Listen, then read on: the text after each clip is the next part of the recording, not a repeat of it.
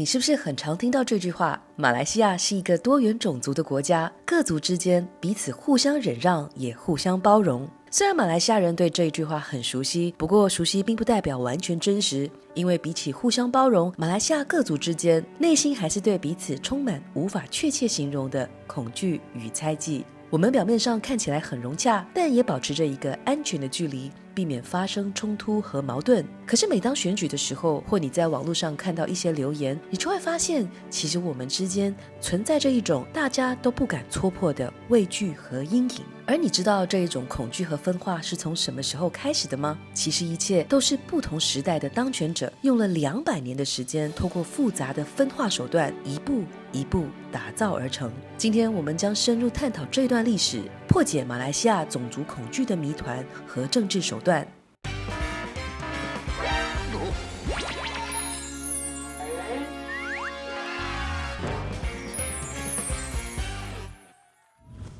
马来半岛的人口变化。其实在英国人还没来到马来半岛之前，这片土地上总共有9个独立的马来邦国，这里本来就有少量的华人和其他种族定居。可是1786年英国人登陆槟城之后，不但殖民了这一片土地，还引入了很多英国官员、商人以及大量的华人和印度人作为廉价的劳动力，这也是马来西亚多元种族的历史开端。本来一切都还相安无事，可是随着时间的推移，来的人也越来越多，这导致马来人的比例逐渐下滑，而其他种族的人数却不断增加。1921年，马来人比例首次跌到50%以下。1947年，华人人口还超越了马来人，于是种族之间的恐惧就在人数比拼的竞赛中滋生。这道永远无法解开的数学难题也开始形成。因为这样的人口变动引起了社会的不稳定，部分马来人感受到自己的地位下滑，从而埋下了后来种族猜忌的种子。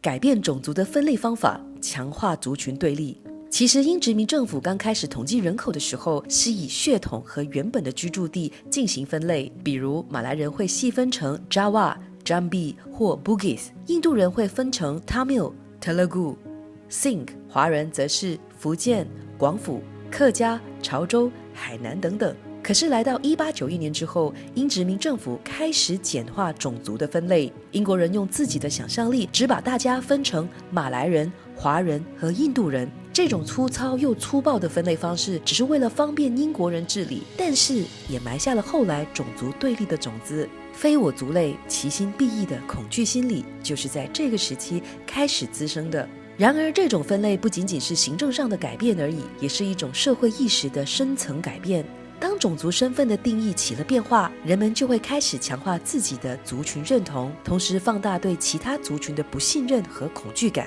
限制种族的居住地，增加种族隔阂。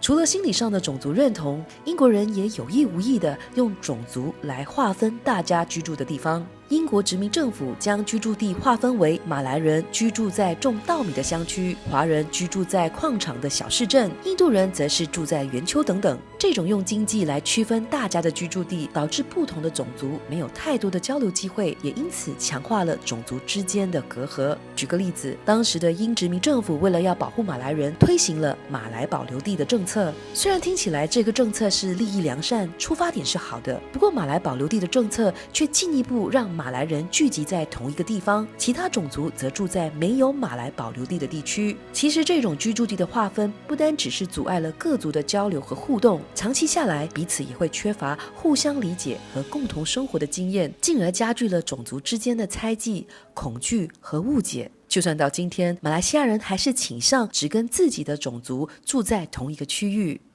用肤色决定职业，贫富导致恐惧。在英殖民时代，职业与肤色是挂钩的，因为当时的社会认为某某种族一定比较擅长某一种工作，但是这一种用肤色分配工作的刻板印象也进一步拉大了种族之间的经济差距。举个例子，英殖民政府为了要确保有足够的粮食，他们限制马来人只可以种植稻米，不可以随便改种其他的农作物，也不让他们把农地改为其他用途，这反而让乡下的马来人很难跨到其他的商业活动。比如当时蓬勃发展的矿场和橡胶业都被华人和印度人占走了，而马来人只能继续种稻米为生，赚取微薄的收入。这种不公平的分配限制了个人的发展，也将不同种族的人局限在特定的领域之内。这不仅是限制了他们的潜能，也导致种族之间的贫富差距越来越大，深化种族之间的恐惧心理。当然，还有一个说法是，英国人是刻意将不同的种族局限在特定的领域，为的就是降低每一个种族的实力，避免单一种族强大到可以挑战英国人的统治地位。这也解释了为什么英国人能够持续统治我们长达上百年的原因。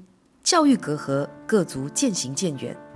虽然在今天的马来西亚依然是存在着棘手的教育问题，但是至少我们拥有自由选择学校的权利。但是其实在英殖民时代，学校的选择并不是取决于个人的喜好，反而是受到肤色制约。举例，我们的国父东姑阿都拉曼曾经说过，本来乡村地区的非马来人小孩是可以到马来学校上课的，然而1934年之后，英殖民政府突然禁止非马来人进入马来学校就读，并明确的规定非马来人只能够选择英语学校或华语学校，这就导致了种族之间的交融受到了官方的限制。当然，或许有人会质疑，英国人并没有限制马来人就读英语学校呀。理论上，各族都可以在英校交流才对。但是大家不要忘了，英语学校大多设立在城市地区，而许多马来人则是居住在乡村地带，这使得他们难以进入英语学校就读。根据1941年的统计，马来学生的比例仅占英语学校的10%而已。而另一个造成不同种族渐行渐远的因素在于，当时的华语学校教学内容主要来自中国，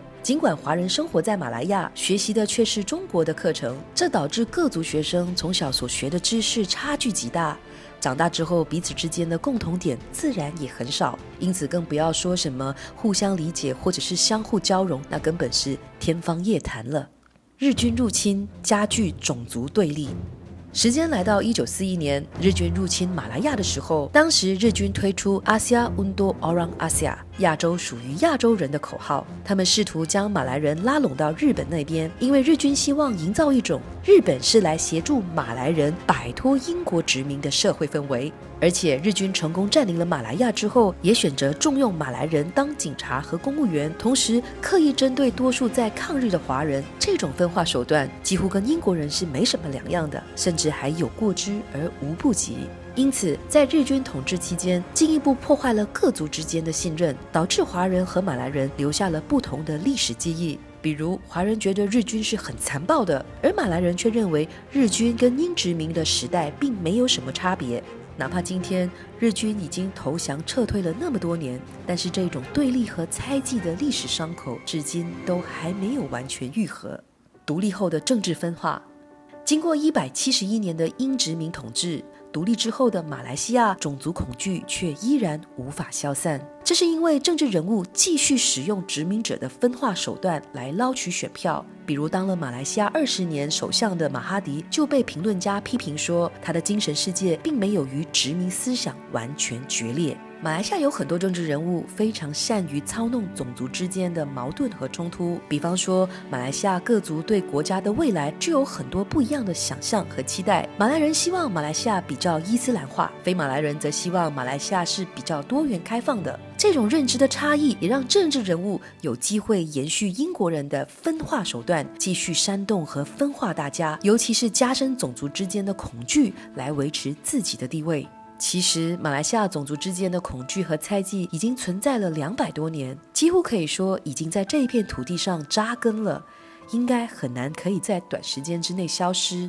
不同的时代的当权者为了权力，将会继续重复着殖民者的分化手段。不过如果我们你跟我每一个人都开始认知到这个问题，或者是这样子的一个行为所导致的一个后果，或许我们就可以避免被有心人操弄情绪，彼此才可以解开种族之间的恐惧，找到跨越种族隔阂的方法，走向更加和谐的未来。感谢你收看 Highlighter 荧光笔工作室，我们每个星期三和星期六都会在 YouTube 上载关于马来西亚的知识型影片，希望可以透过浅而易懂的影片突破同温层，弥补各族群之间的资讯落差，建立互相理解沟通的桥梁，尽力修补马来西亚各种裂痕。如果你认同我们并想支持我们，可以选择加入会员或者 donate， 或者成为我们的赞助商，让我们有更多的资源继续制作好内容，改变马来西亚。我是莹莹，我们下一支影片再见。